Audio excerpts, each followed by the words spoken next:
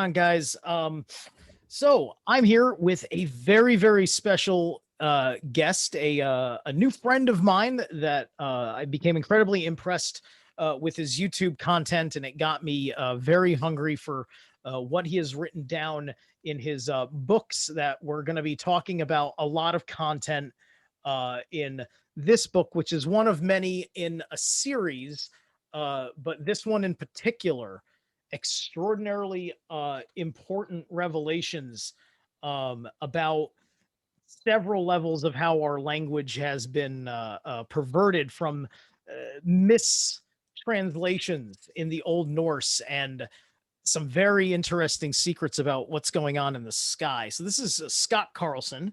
This book was written by Scott and Billy Joe, and and we're gonna talk about Odin today, and we're gonna talk about a number of things revolving around Odin.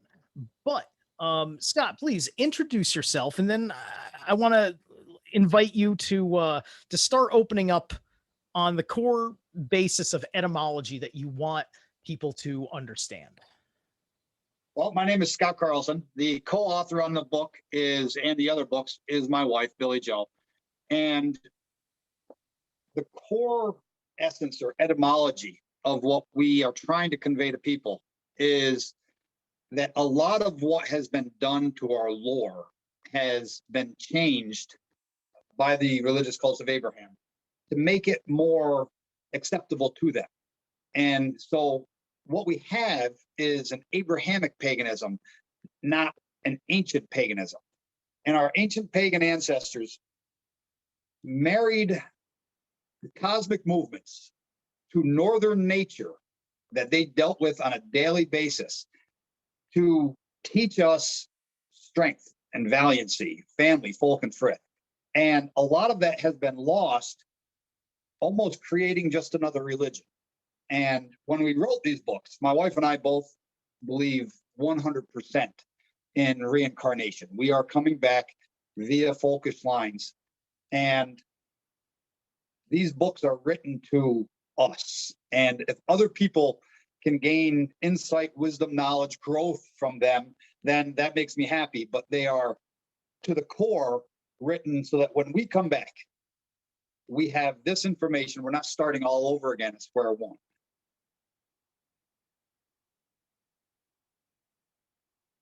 Yes, making sure I unmuted before I before I spoke up. Yeah, exactly. You know, and there were so many tiny little details that are in there. And if people listen to me, people know that, like, when I talk about the myths, especially as I go into my understanding, my ancestral intuition, if you will, you know, it's trying to look at all the different levels of what people claim that the myths actually represent. And I think when I found your stuff, I found the most fundamental thing. And I believe that there's several important stories that are all wrapped up into them, which involve interpretations of history as well as interpretations of cosmic forces, and how all these things got transplanted. And I think a lot of it got lost during the Viking Age. And I think they even glorify the Viking Age as almost like, oh, you can love your ancestors, but only when they were terrorists. Right. You know, that's what it feels like. So I get it, and why we shouldn't be so, like, you know, okay, the show Vikings is fun, but, like, just understand it's really not there, you know. This kind of thing. So yeah. So the primary thing that, you know, we want to focus on, I sent you these notes because I was originally thinking in terms of the origins, but it's really much more. You can do that if you think you've got that ready to go. But we originally were talking like Odin. So whichever way you want to go, we can either talk about you know, where Odin's in place, and then explain how you get the etymology right to understand what's happening with Odin in the sky. Okay. Well, I'd like to address the Viking Age really quick because you brought that up.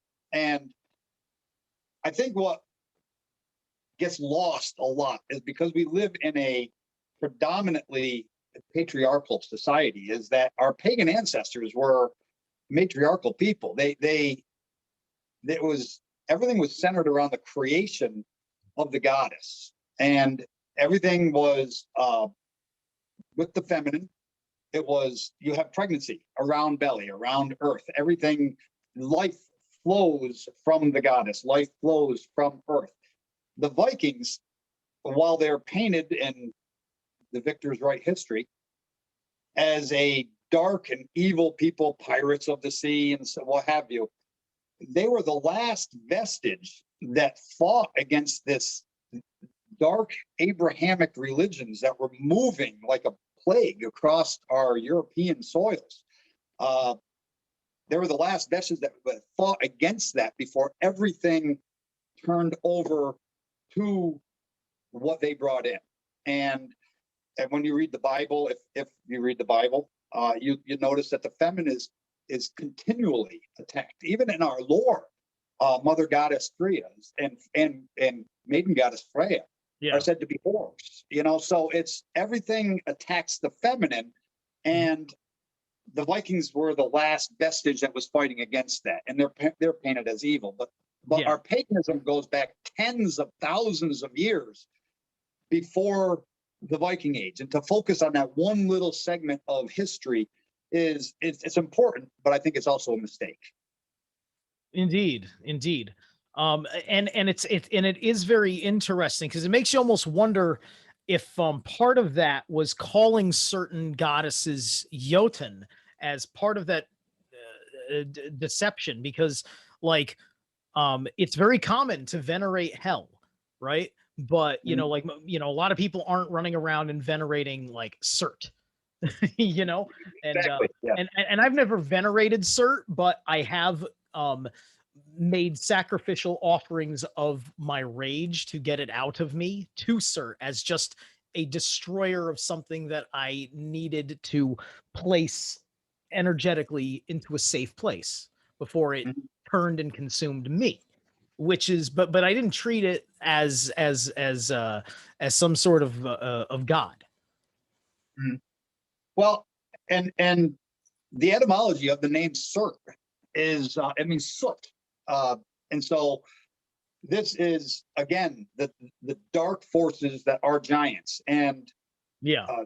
I see a lot of people, and I think it's because of that television show Vikings, which I think I watched parts of seasons 1 and 2, and then it got so ridiculous I turned it off.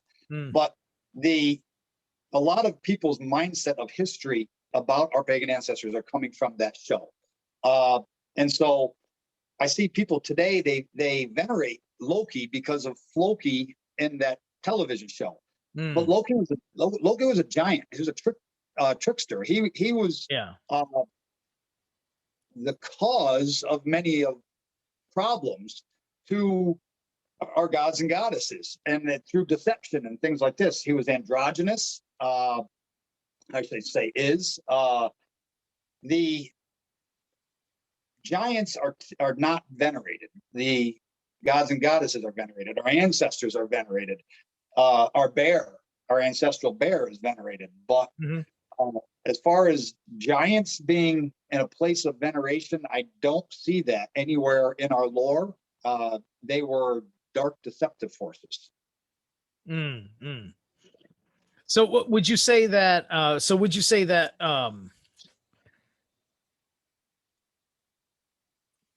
Yeah. So in short, like, you know, you would look at someone like Hel, or even possibly like Besla, who was Odin's mother, that they called them Jotuns, but the truth is that they were actually goddesses that were misnamed because they represented the anima, effectively the divine feminine.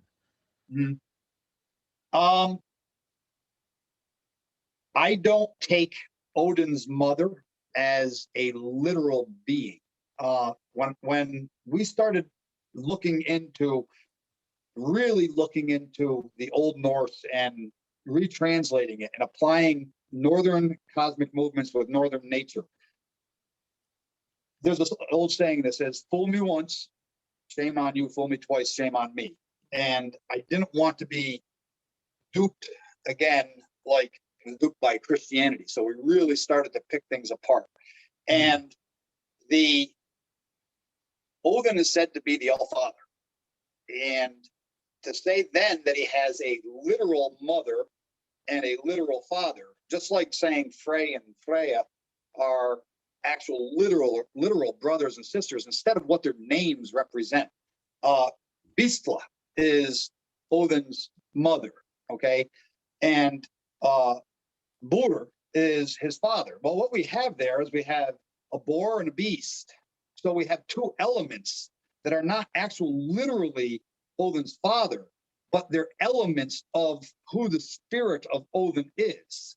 And when we combine them with the spirit of Odin, and he is that valiant spirit that is reborn from Valhalla into the worthy young, as Freya calls them, then what we see is the bear spirit, all wrapped up in a non-literal mother and a non-literal father, because it's poetry, as part of Odin's very essence, as part of his being. Okay.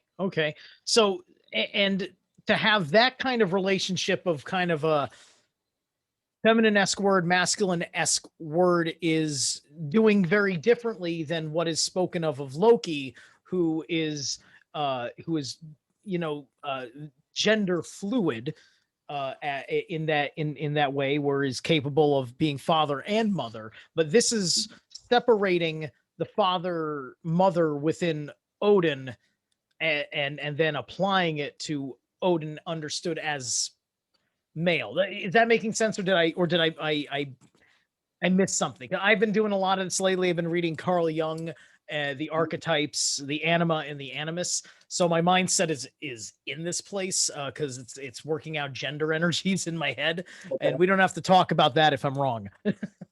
Well, it's one of the key concepts, and sometimes I jump in leaps and bounds, and I have to go back and for anybody that is introducing themselves to a paganism that is not handed to them by the Abrahamic religions. A key concept in all of it is that our ancestors venerated the bear. They venerated its cycles, its movements. It was called the medicine man, grandmother, grandfather. And that is so key to the entire puzzle that once you understand it, everything else falls into place, because then you start understanding the etymology of names. You understand how Odin gets swallowed by the wolf and then is avenged by his son, Vithar.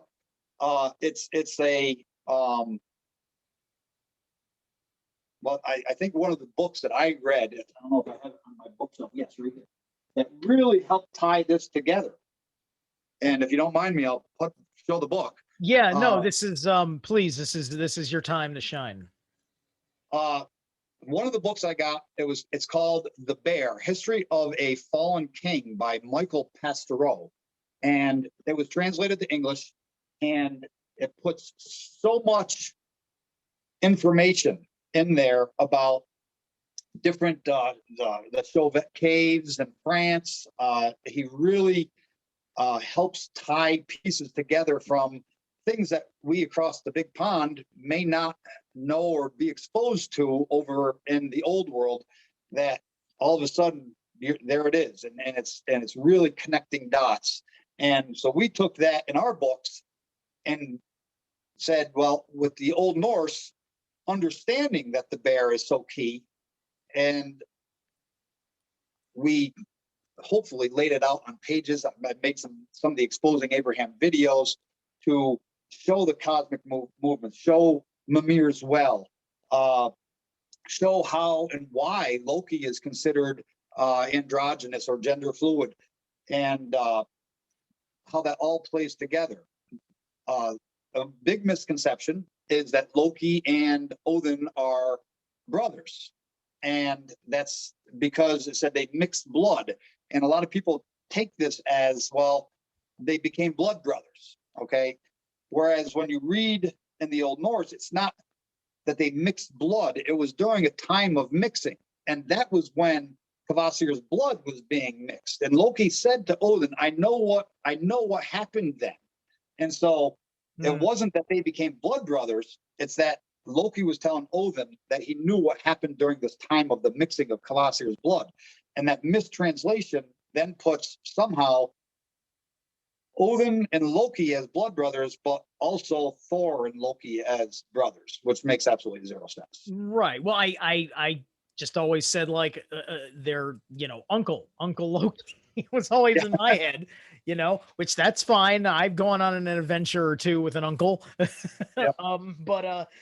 But yeah, no, yeah, it's got a very Aquarius vibe to it. Does that have a connection to the constellation Aquarius? With as far as what has the vibe to it? Well, do those stories correspond with where Aquarius is in the sky and where the planets are in relationship to it?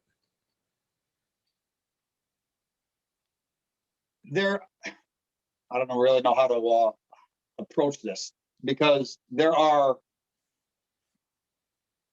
different constellations that are used multiple times, but they convey different messages. Yes.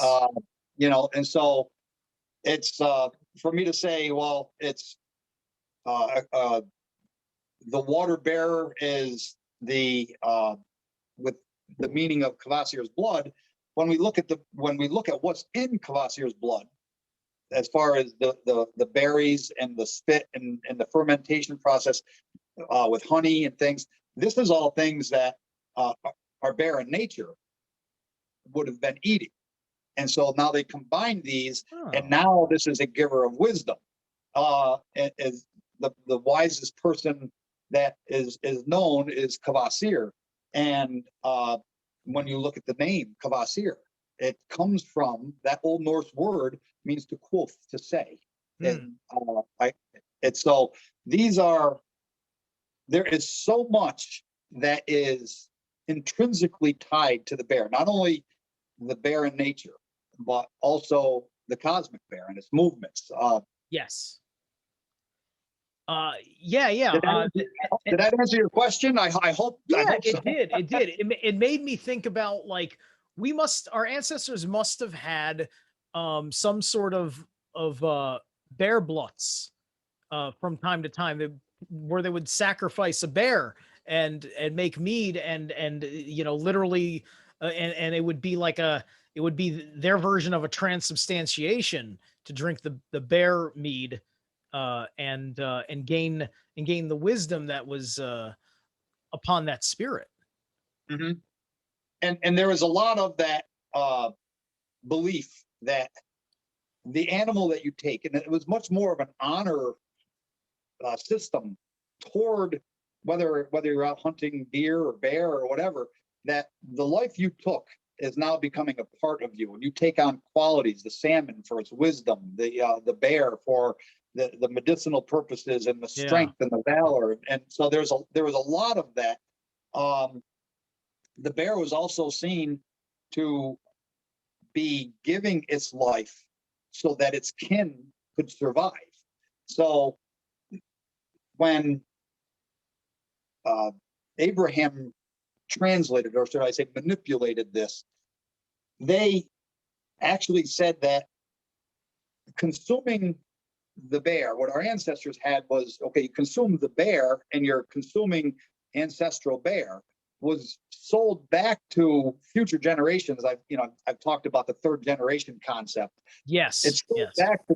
It's sold back to future generations as you're engaging in a cannibalism. And so they say, well, our northern pagan ancestors were cannibals because they ate their ancestors. And that has absolutely nothing to do with that. There's so much that's just being lost intentionally or otherwise. Yes. And Absolutely. So yeah, so let's talk about that. Let's give people some of the regaining. So Ursa Major and Ursa Minor. If I understand exposing Abraham properly when I read it, um, those are correspondent to I think it's Odin, Frigga, and Fenrir. Am I correct? Yes, Fenrir is, then that's how I'm saying the constellations are used differently at different times, Yes. because in the northern hemisphere there is no constellation of a wolf. The wolf that swallows Odin, it would be the sea wolf, or as written in a book called the Beowulf. Beowulf is a poetic kenning for the bee wolf or the bear, and so the wolf that swallows Odin is when in the springtime sky, the that bear, the Ursa Major, is directly overhead, emptying out its cauldron, and which is where the Easter basket comes from. The And I would imagine the cornucopia too, wouldn't it? Yes, no? um during the fall, you mean? Yeah, With yeah, you know, like the cornucopia, and then there's the plenty that comes out of it. It's got more of a Vanier vibe to it, but well, it does, but you got to remember in the fall, maiden goddess Freya says to, I say it's Brynhild, people say it's Hundla, because in the Old Norse and with etymology, Hundla means howler. Okay, and there's three that howl in the northern woods, and that is the bear, the wolf, and the owl. And etymologically, they're all linked together. So okay. when Freya gives her wake up call to Hundla, which is the howler, to Mm. move off the heathen altar, and she says, "Winding, bring us Valhall." The that is in the if you look in the sky charts, you'll see that. Let me find the correct one here. It's the autumn sky. The Ursa Major is all the way on the northern horizon. And if you're standing in the center of a sky chart, that would mean you're looking all the way up toward the rocky rest bed, or what's called the Thulian Seat. It's all the way in the north. Mm. Just as when Freya gives her wake up call, we transition into late autumn and early winter. And that's when Brynhild, the Hundla, moves off the heathen altar and starts winding. Well, that's the time of plenty, the cornucopia. That would be when your grains and your apples and things like this are full in that. If you look at the body of the Ursa Major constellation, you have the cornucopia, and just in the cauldron, you have the basket for Easter. You have a horn, the horn of Heimdall, which rotates in four directions. Picture Ursa Major just as a horn. You have the horn of Heimdall rotating in every direction. You have a sword. So just in that one body of that one constellation, Mm. who is also the depiction of Baba Yaga, as we put in Baba Yaga Unveiled, you have many different aspects, many different stories that are told, and none of them bring subjugation, none of them bring weakness. They always bring strength and valor to ancestry and posterity. Mm. So it's so as that constellation is overhead in springtime, and the horn, or the horn of the, what's the word I'm thinking of? It's Dira Myatha. The Dira means beast, wild beast. In etymology, Dira means wild beast because they didn't have a name for deer, D-E-E-R. They and then Myatha was mead. So you have the wild beast mead, which is being emptied out. Mm. This is the time of rebirth, and it's that same wolf though is swallowing Odin, because as we find out in Elvis Mall, Odin is called night by men, but he's called Grimmu by the beginning gods, by the ancient gods. Mm. So Grimmu, or the Grim Reaper, where we get the Grim Reaper from, Yeah. is, Or Grimnir, the way most people pronounce it, right? yes, yes. Most people pronounce it, yeah. The that night that is Odin. Remember, he puts on the dark blue mantle. Odin is a god of light, like Tyr. He's a god of light, puts on a dark blue mantle, and the Grimnismal teaches us that between two pillars that he's tied between two pillars. What would those two pillars be? It would be fall or blood month when the herds are reduced, and spring all through winter back around to spring, which is called red month. It's a time of opening when things are reborn. So Odin is tied between these two pillars of a year, and that dark blue mantle is burned to him. So Odin is then forever linked to Father's time, as I call it, through this donning of the mantle, the dark blue mantle, which would not have had to be done unless he was a god of light. And he doesn't bring about the chaos. Odin presides over the chaos, the destruction, the dormancy that is winter. He presides over the Fimbul winter, the three lunar cycles of the giantess maidens. And in spring, as daylight starts to increase, then darkness becomes consumed. And the constellations that's directly overhead in spring is Ursa Major. Yes. And if I talk too much, shut me down to ask another question. I don't mind. No, I want you to get through that point just because I have little branch questions, you know, but because like I want to keep focused on Odin, but I just wanted you to mention real quick in context to what we've talked about before, because you said that once we transition out of this time of Odin's ruling, you know, that's when it's the proper time of Tyr's ruling. Did I understand you correctly? Yes, Tyr is the ruling dace god or summertime masculinity god, because I call that mother's time in our books, because it's the time of creation and women create. It's the time of growth. You even look at the cycle of the year. April comes from April. It's the aperture, it's the opening. Then you have May, maiden, June in Swedish and Old Norse. June is young. Yeah. Then you go into the Yule of the midsummer, and then you go into Ogi. It means eyes, when you begin to see more of the constellations because the daylight starts to come down. So Hutumber for September is the seas. Hu means sea, lake, body of water, the heavenly sea. So there's a definite flow to the summertime that has everything to do with Mother Goddess. But Tyr is the ruling day sky god of that. He is the duality of the day and night. But they both Tyr brings justice and truth, and Odin's primary function as the ruling nighttime sky god is to rule over the chaos and to ensure rebirth is brought back in the spring.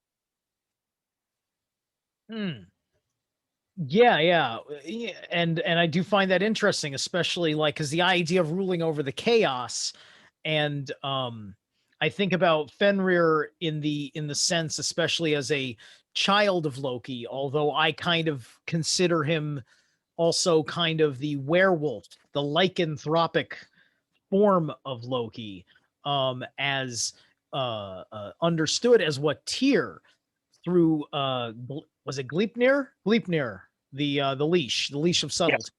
Yes. With the leap with Gleipnir and the hand, the sacrificed hand of Tyr, you know, is in eternal control until the Ragnarok, or you know, once the winter you know breaks loose. Sure. And one of the things I want to go back to and just touch on as far as the feminine goes again, because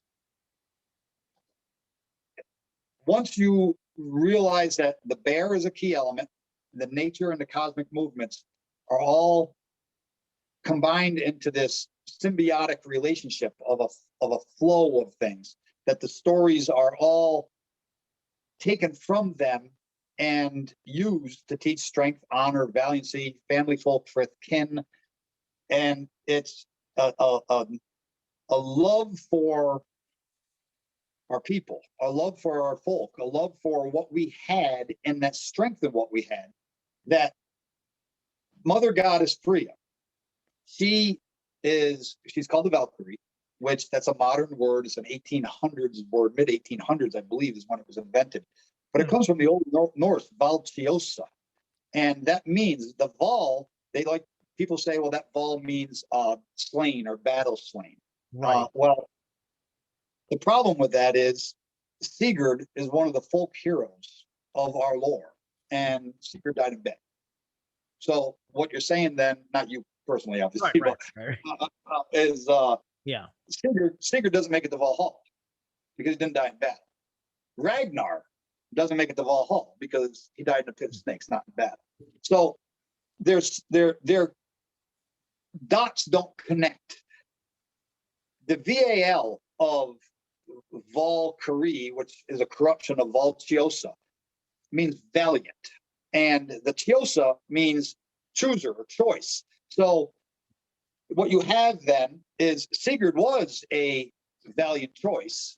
Ragnar was a valiant choice. These people had valiancy imbued in them, in the core fibers of who they were, because of the stories that were given to them by our pagan ancestors. And we all have pagan ancestors. I know there are some people out there that don't like to think back that they do. They all came from, born again Christians or what have you. Mm-hmm. But we all have pagan ancestors, and yeah, we all have this. No matter how much people want to cover it, we all have this strength inside of us that once you reconnect to your ancestry, that you start to tap into that again.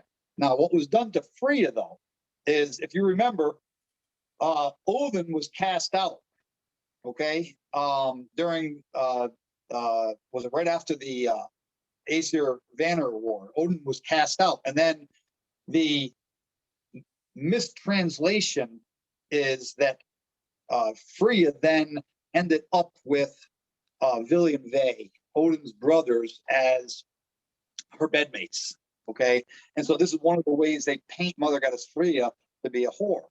And this is all coming up in our next book that we're working on. But I'll give a little bit of insight on this. Yeah, because this is this story is one of the ones where I got to go back and I got to read the a couple different translations of the Voluspa, because for the most part, Vili and Ve, I don't see much out. I don't think of much outside of the war against Ymir, and so this is adding new context and details to Vili and Ve to understand them better. Sure. Now let me go back to what I said about Odin with Bur and Bisla. Okay, don't think of Vili and Ve as Odin's brothers. Okay, think of them in a natural flow of the year. What Vili means is will. What Ve means is woe. So you have will and woe. Okay. Will and what? Woe. W-O-E. Woe. Oh, whoa! Like Wotan. Yeah, like woe is me. Okay. Like, yes. The woe. Yes. Yeah, the woe energy. Yes. Okay, and your will energy is your positive, constructive growth, and your woe energy is your poor, pitiful me. It's like things are coming to an end. Things are starting. Things are coming to an end. So if we look at Vili as springtime, okay, and woe or Vili and Ve, however you want to say it, as your fall, okay. Odin has two brothers. Nighttime has two brothers. It has a transition time from wintertime into spring. There's Will. And then it has a transition after the time of Mother Goddess, has a transition back into Odin's time, and that would be woe, the time of woe, when crops are no longer growing, when your herd size is reduced, when older ancestry won't be able to make it through the winter, and they're going to perish that winter. Okay, so there's a time of will and woe. And not only are they Odin's brothers, but who is in contact with them? It's not a sexual relationship. It's just the relationship that Mother Earth, and growth and positive aspects have with the course of the year. So Vili and Ve is not a physical sexual intercourse with Mother Goddess Freya. Gotcha. It's just the way nature functions. Gotcha. Okay, so Vili is basically like the god of like the spring summertime, and woe, or as I have pronounced Ve, Mhm. is of the fall and winter time. So that would mean that you would have, so Odin and woe would work together in the winter, and so Tyr and Vili would work together in the summer. Does Right. that make sense? But the two brothers, which, like you said, they're not keyed in on a lot, are only in play for that short duration. Because then, Yeah. thinking back to the northern extremes, like this time of year, there is no darkness. There is no sunset. You're going to start getting it here in another month or so, as you know, and I grew up with as well. But and then during the midwinter, there is no light. So you don't have during midwinter, you have Odin. That's it. You don't have Vili, Ve, or Tyr is not in play. Just the ruling nighttime sky god of Odin, whose primary function is to control the chaos and ensure rebirth happens. So before learning what you've discovered about the etymology of these things, they, I always understood in from like a simple translation. I want to know how it got there. Because Ve was basically temple or sacred space, is how people have seemed to translated it. And then, like, in the way I practice my animism, it's served me well. And I want to know how far removed from this understanding of the idea of a sacred space, because I've used Odin, Vili, and Ve to convey aspects of the tripartite soul. Okay. So how did I get to woe from Ve? Is that what you're asking? Yeah. Well, I want to know how they went from woe to temple or sacred space, like in the history.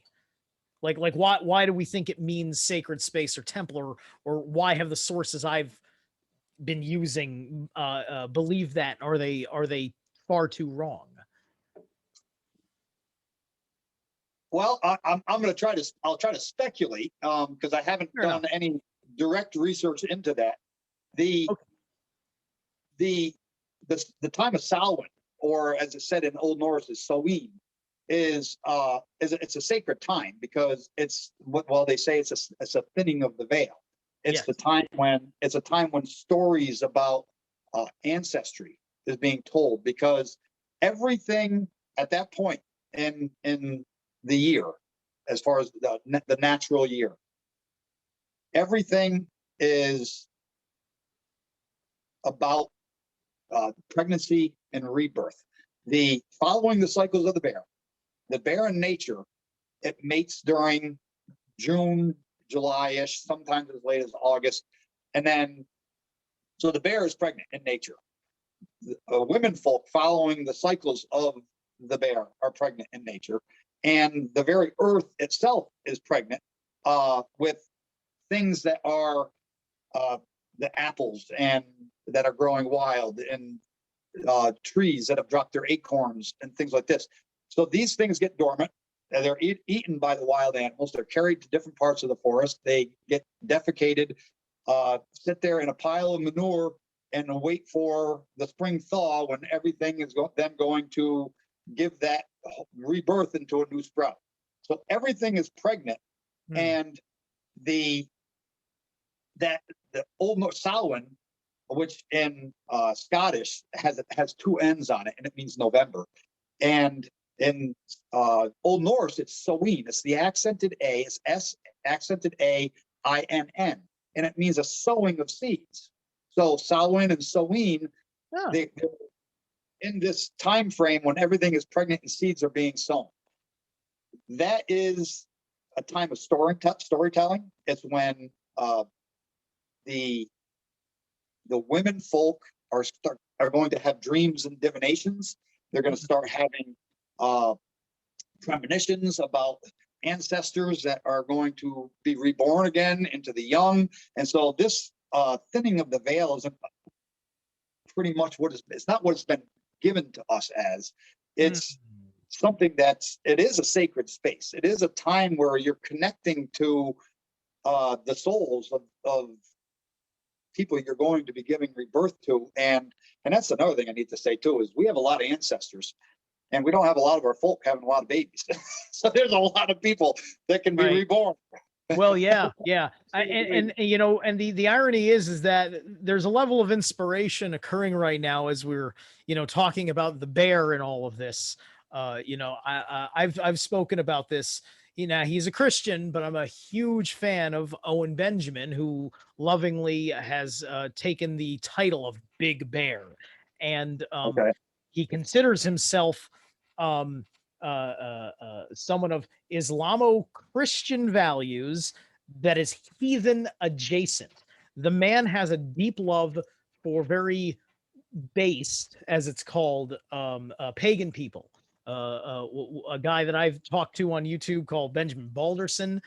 He has done conversations with him, and you know, he has his way of actually like literally embracing everything that fits just within understanding a higher truth. And he's got a very different point of view of the Bible, and he doesn't like locking himself into things, but he cares very much about being of the highest morality while also being offensively funny at the same time. And he's inspiring the Indo-European to repopulate the species. We are very enthusiastic about Indo-Europeans.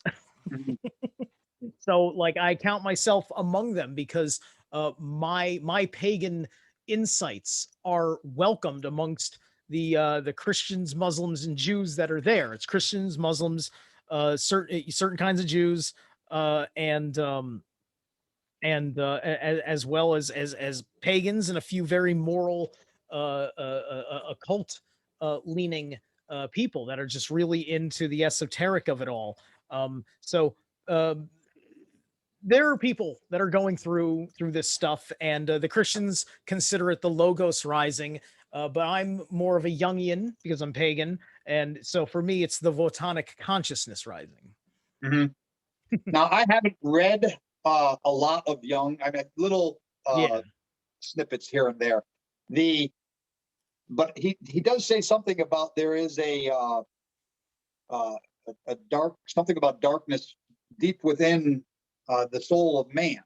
And I think that darkness that he's referring to there is the tapping into the ancient spirit of our ancestral bear, because the more paganism wakes up to that spirit dwelling deep within us and realizing what was done to our ancestors by these cults that swept across the land and subjugating them. And we even put that in Exposing Abraham about how the warlike people of the Celts, after 500 years, and the Catholic Church knew this, that the slothful lifestyle, the being under subjugation would take away those warlike qualities and make them more effeminate.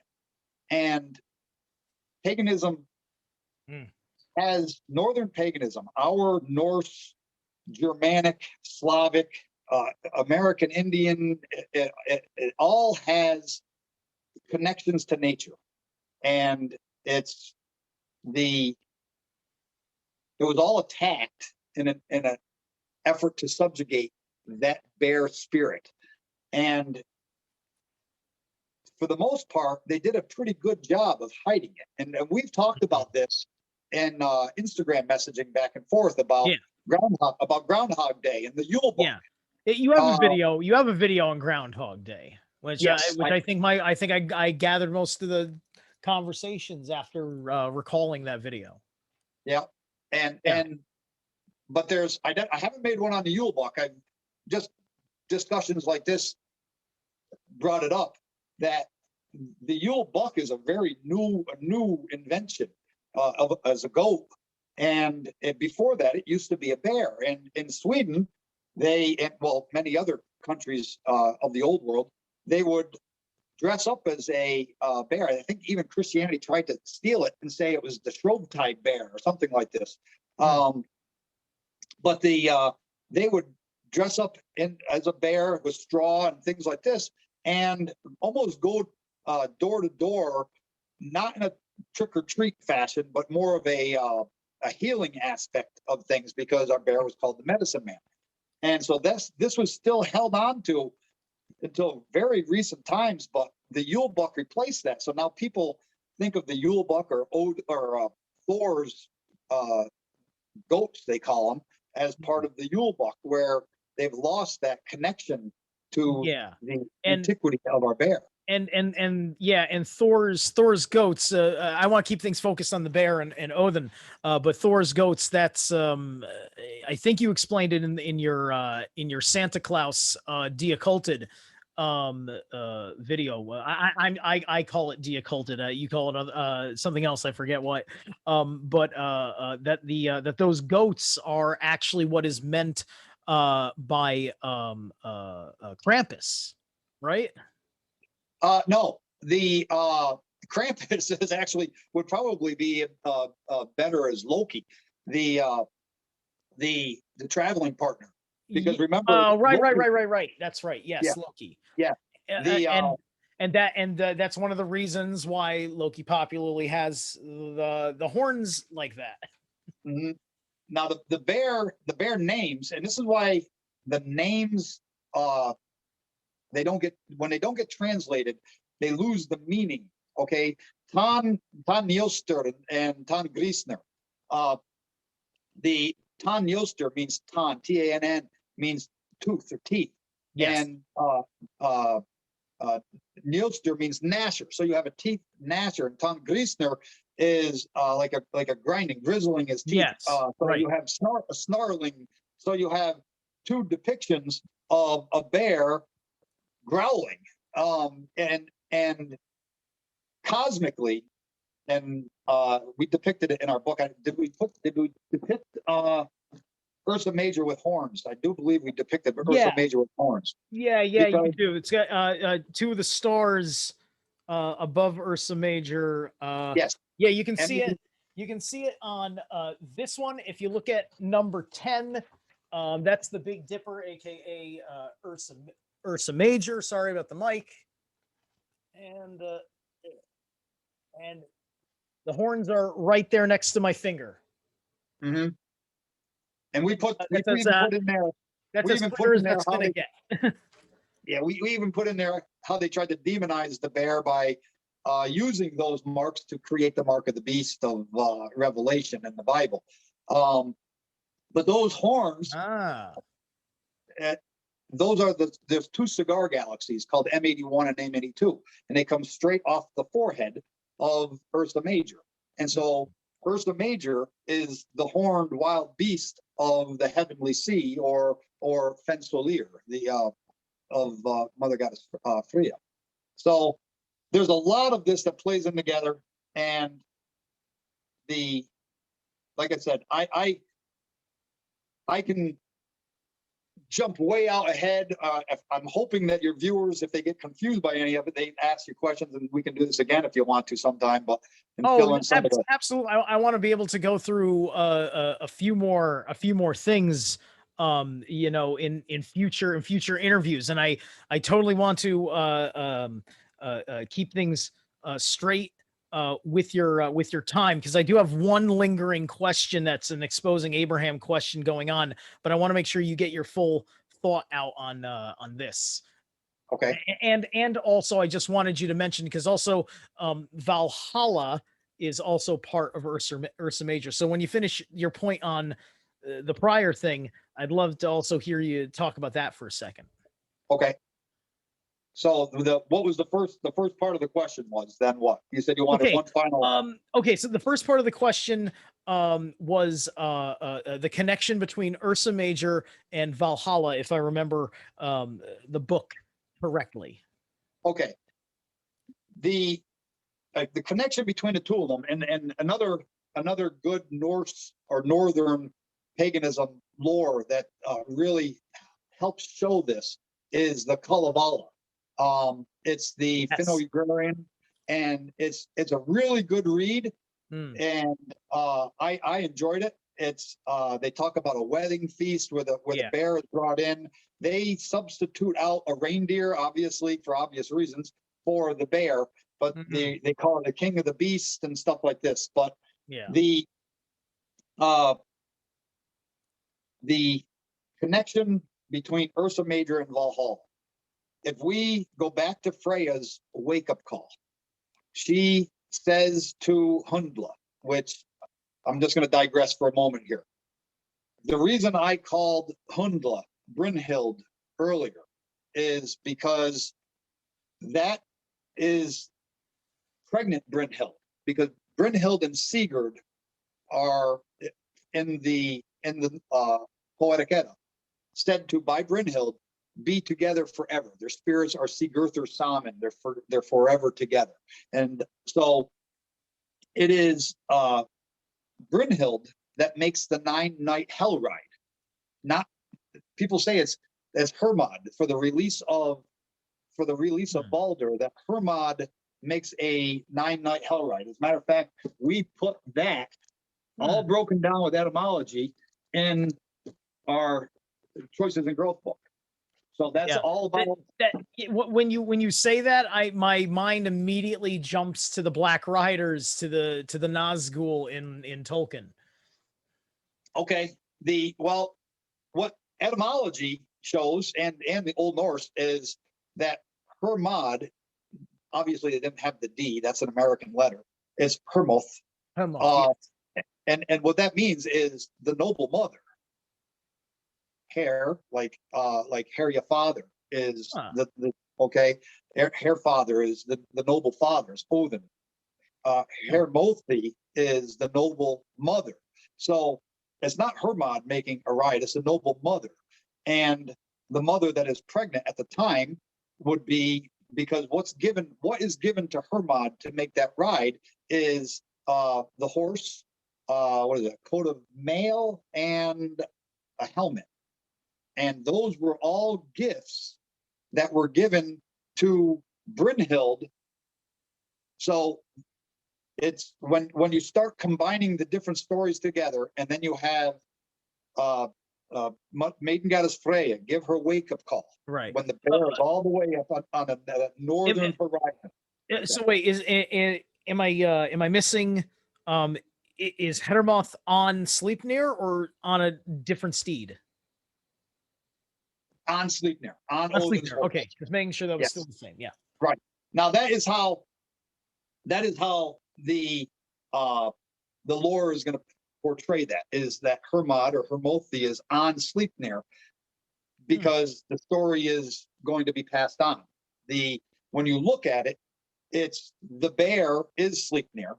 I made a video about that, how it means slipping or sliding across the frozen fen, across the frozen sea of the wintertime sky. However, the bear is also Hundla with Brynhild. You see, so we're dealing with poetry here. We can't allow Abrahamic literalism with their mythology to and typically in storytelling, Brynhild is a plus size woman and bears are plus size. But all right, so now going back to the original question. So Hundla, the Howler, moves off the heathen altar because Freya gives her wake-up call. And she says, wakey, wakey, young maiden. I don't have the whole thing right in front of me. Which book did I put it in? Well, she says, winding bring us Valhalla, because I don't want to waste any more of our time than what I have to by looking up the exact wording. Okay, yeah, no worries. She says, winding bring us Valhalla. Okay. And makes reference to that being the hall of Odin. And So this winding from the far northern seat, the Thulian seat, the heathen altar, the bear starts winding up the mast or the famous roof beam, and which would be the cosmic axis. Which Right. here we can go with another etymological parent called bullthorn, the thorn of the ball. That the ball rotates on the cosmic axis, the trunk of the world tree. Right. And you said that was also equivalent to the Artemissil. Yes, yes. We have already written that into our next book, how we show how Irminsul and Yggdrasil are one and the same, Yeah. and how they're one and the same, and how they both represent the yew tree, not the ash tree, and we show why it's not the ash tree. And so it makes sense. So yeah. But now we have maiden goddess Freya, who is said to be riding a steed. And if you remember, she says, though I pass overhead, I am not moving. She says this to the Vanir. Okay. How could Freya be passing through the sky overhead but not moving? Because the globe is spinning, and it gives the appearance that she's moving. Okay. So and when you look up which we have it in our books, the Old Norse words for the steed she is riding, they all depict certain elements of Ursa Major. So here we have Freya giving the wake-up call. The young maiden, wakey, wakey, young maiden, winding bringeth Valhalla, Odin's hall.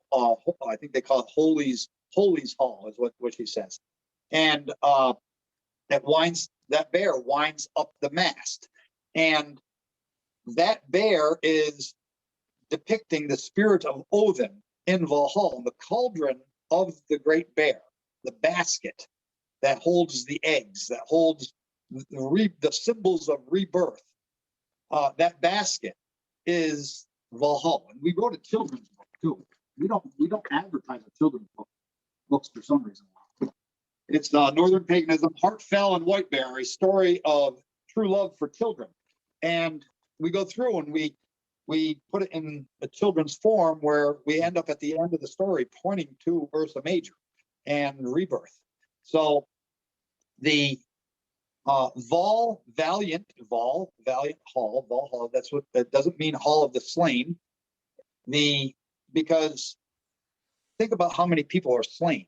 And our Poetic Edda says that the Feast of Valhalla is known by few. Well, the Feast of Valhalla in modern depiction of how it's given to us is pork and meat. So they're saying that everybody that wasn't a common meal to eat and a common drink to have in our Nordic areas. I mean, it was commonplace.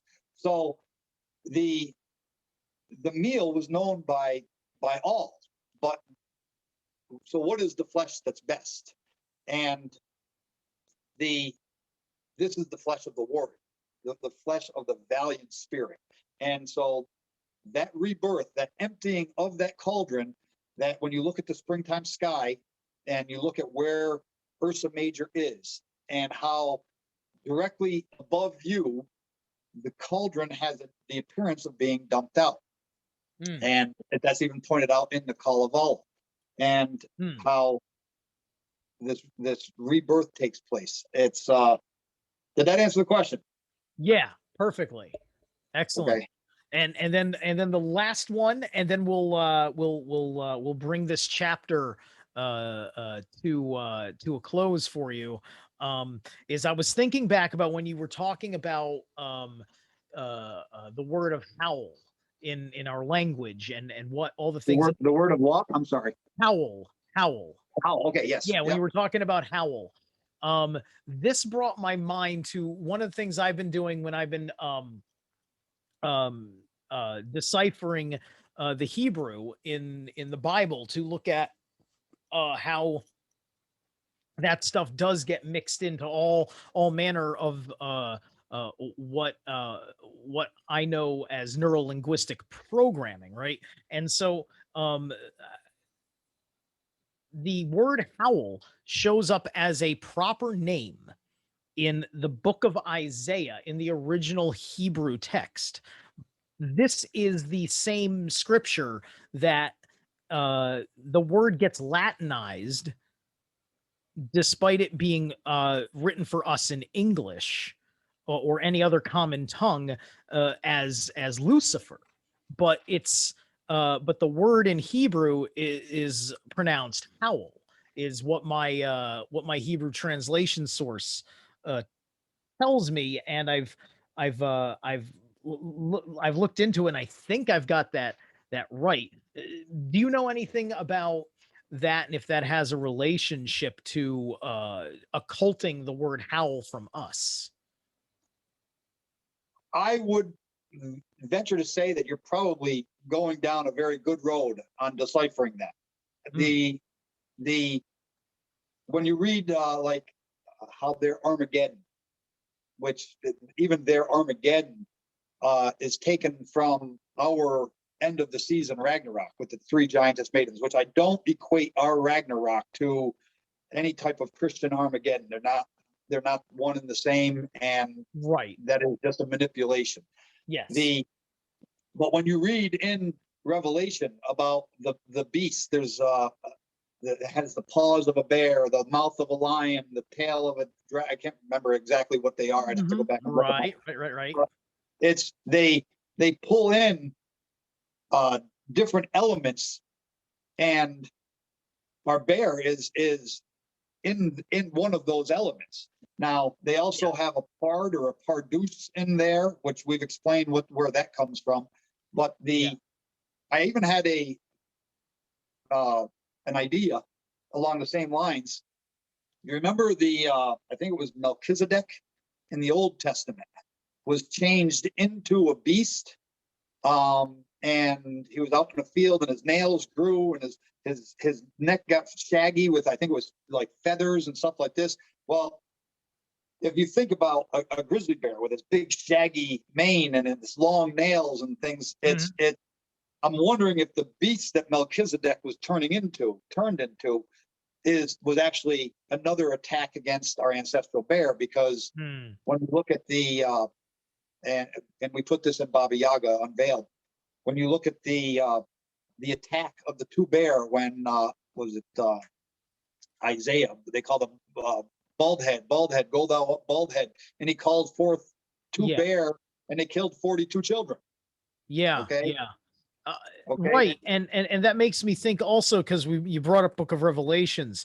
There's a chapter in there that I was thinking about, after I had come to realize how, horned entities were demonized, literally. The devil must have horns. Most demons must have horns or whatever. There's a passage in the Book of Revelations about, it'll be this terrible end of time. One of the things that happens is that there will be kingdoms of horned uh, creatures or something like that, or beast kingdoms. Like it sounds like what it's saying is that just before the end, the pagans will be in control, and they're doing that to make the Christians afraid for their life, afraid for their way of life, um, of those that have that primal spark. Mm-hmm. Right, because there is a lot of fear that is used by Abraham to control the masses, and once you lose the fear, there's no. And I've said this before. I know that how you know how I feel about it. That the Abrahamic God or gods are one and complete an invention. Jesus never existed.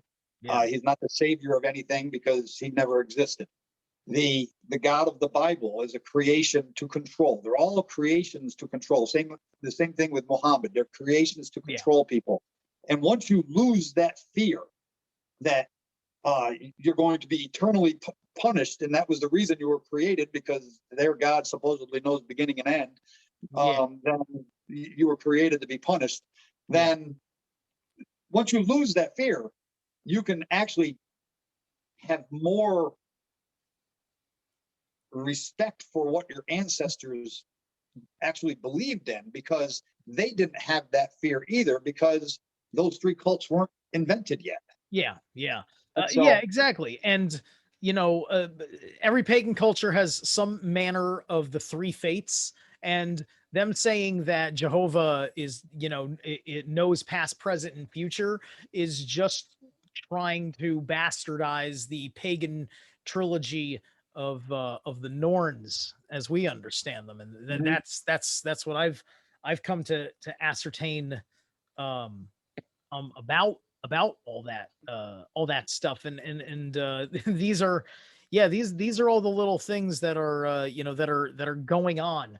And but I still have a tremendous amount of love and respect for certain for certain people of the book, or people that have their honor of Jesus and whatnot.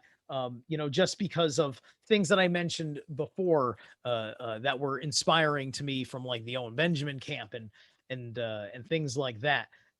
Because there's a deep understanding of how screwy they made everything to bridge these connections. And it's worthwhile. Tell any Christian, Muslim, and Jew, it's worthwhile. In my opinion, this is just me. Scott can speak for himself.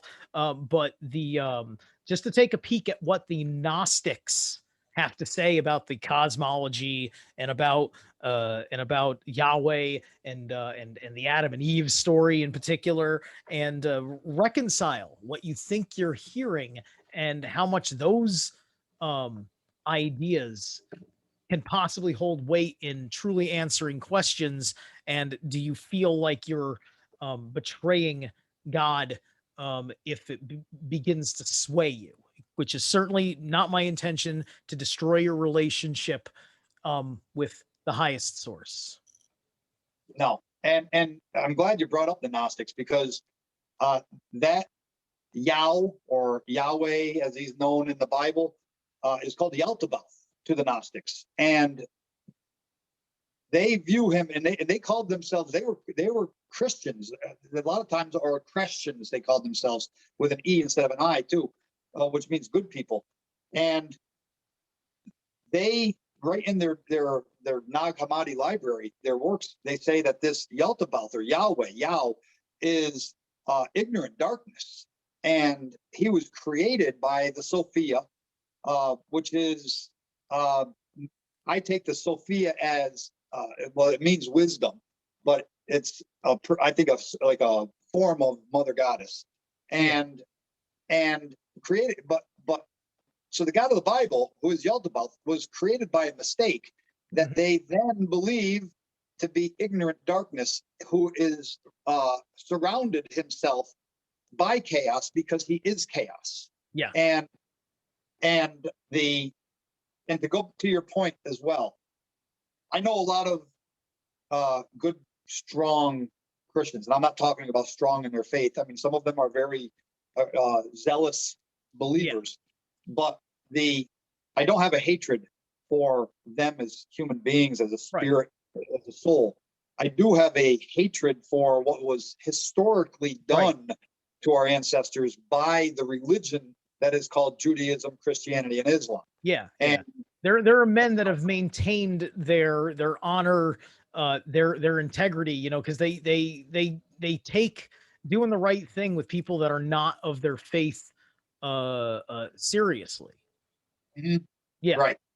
And there is, with others, I mean, you get a certain amount of arrogance that, they have the one true God, and, everybody else is, Right. Right. demonic, and, they're going to, Yeah. whatever. Yeah.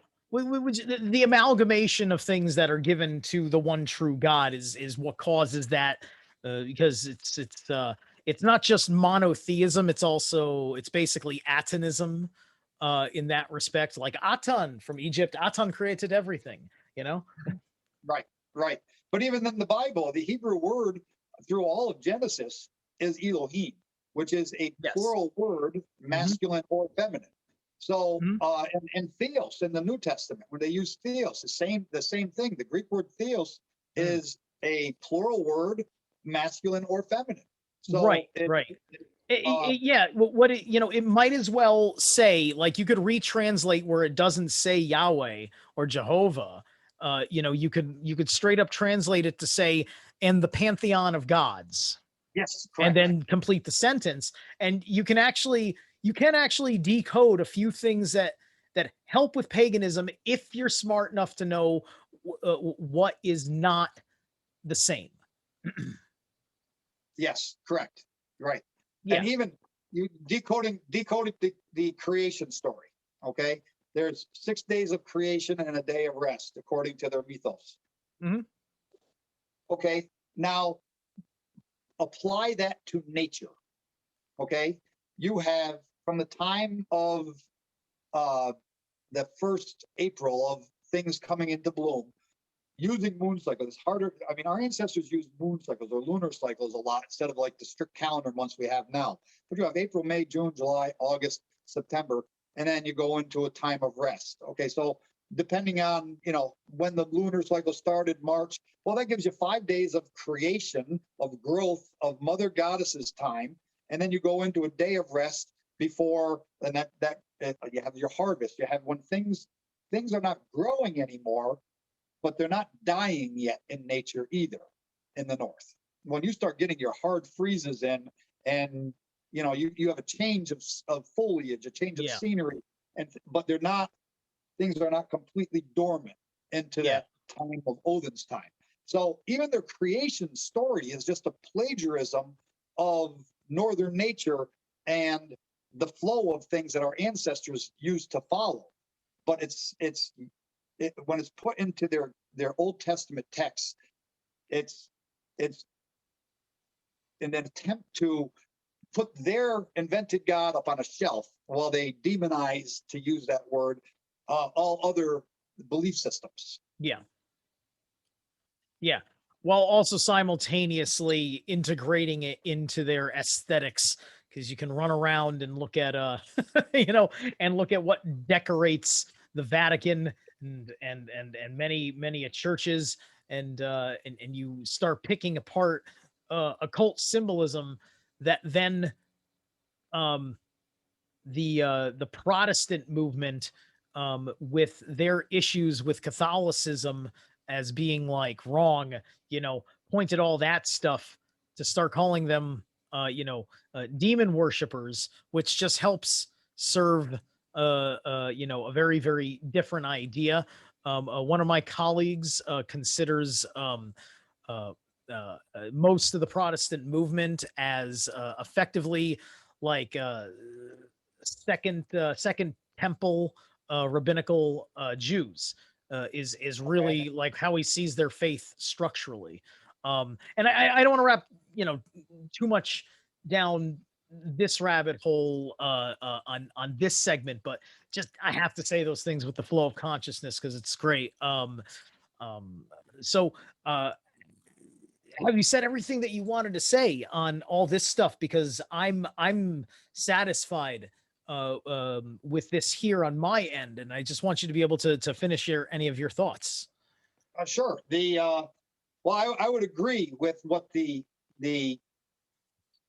Protestant church, what your assessment of what they did.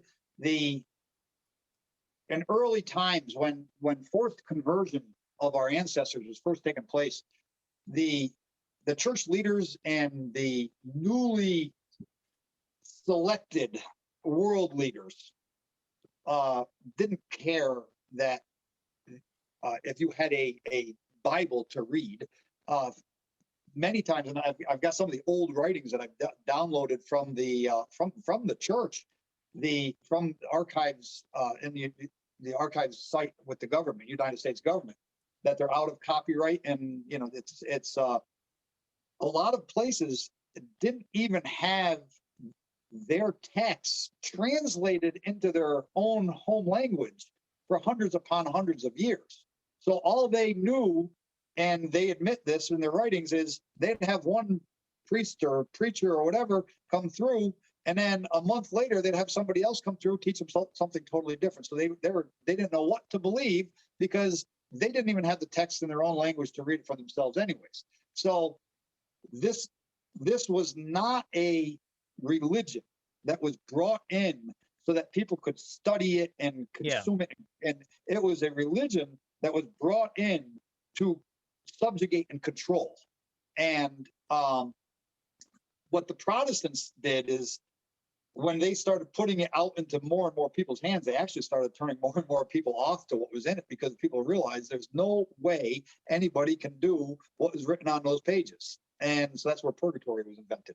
Because they had to have a way for people to, become perfect. The standards were way too high, and it began because the great debate that divided the Christian world was is does salvation come through works or faith alone?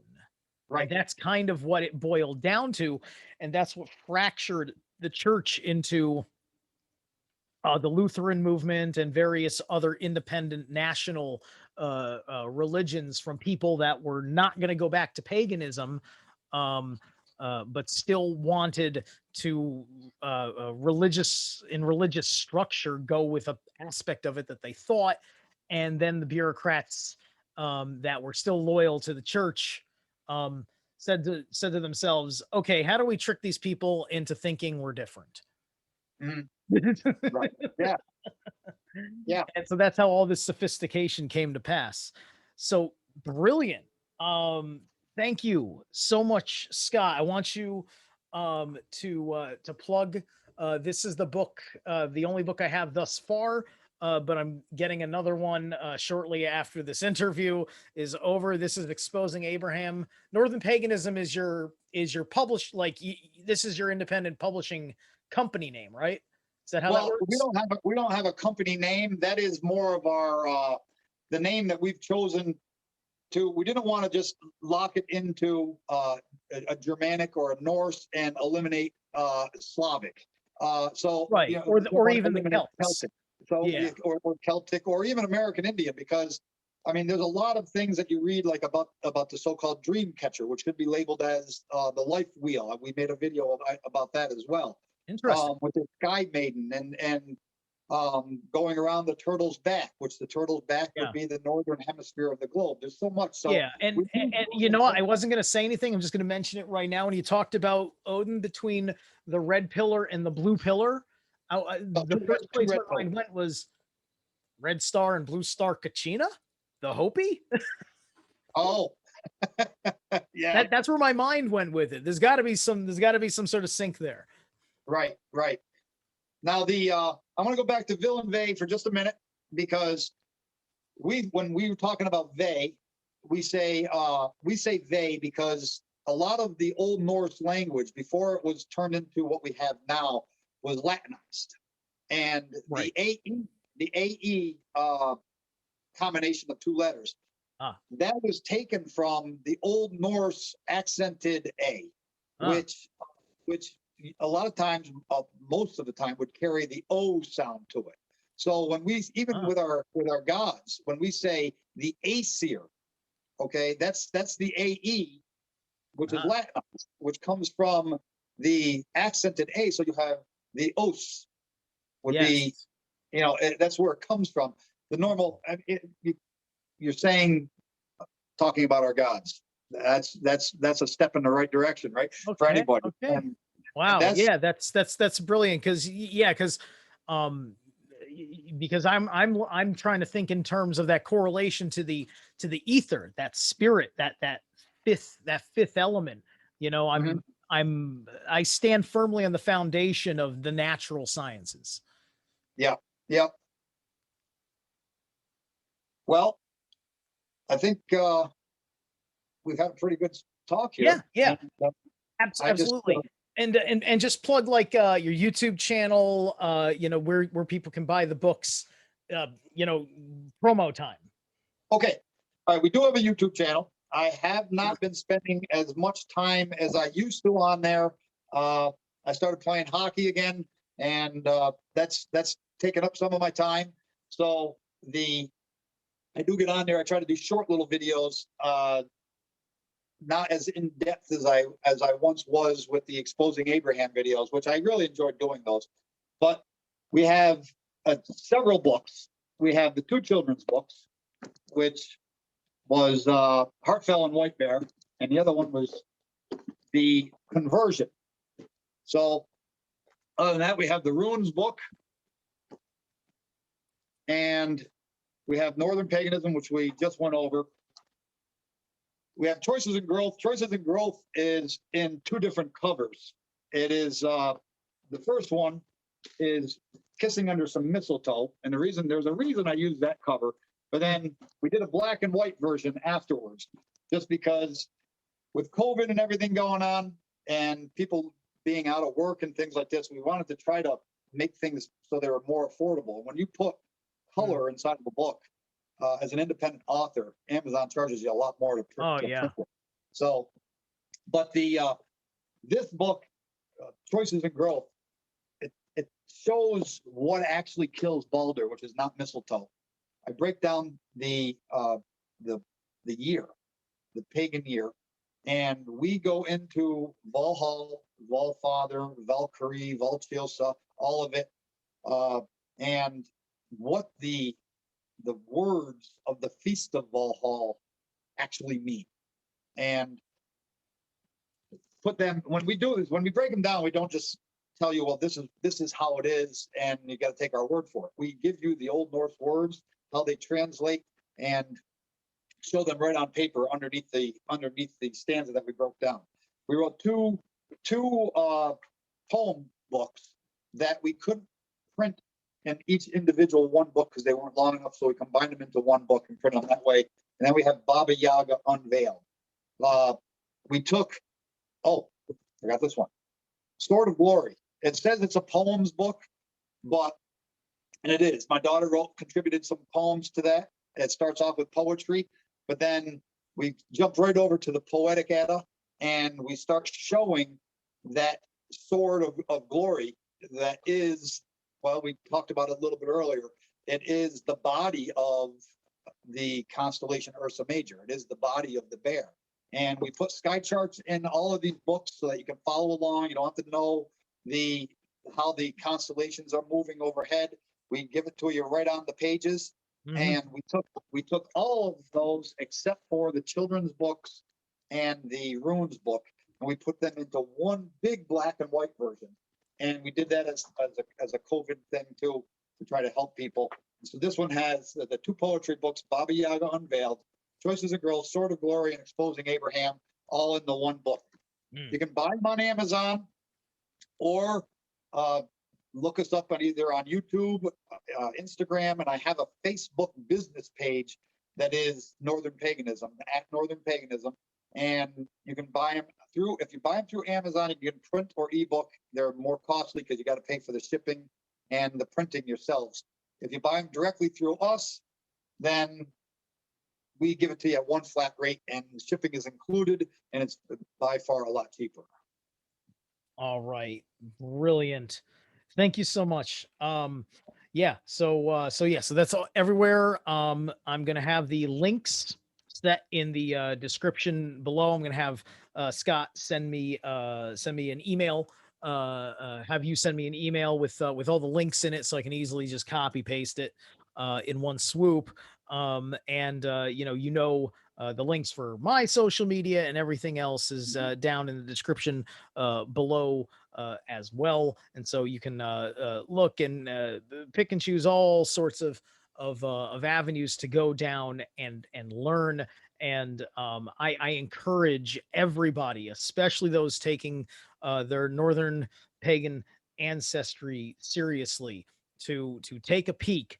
And because I think it will be as self-evident to you as it was to me when I came across your brilliant work that nobody's talking about.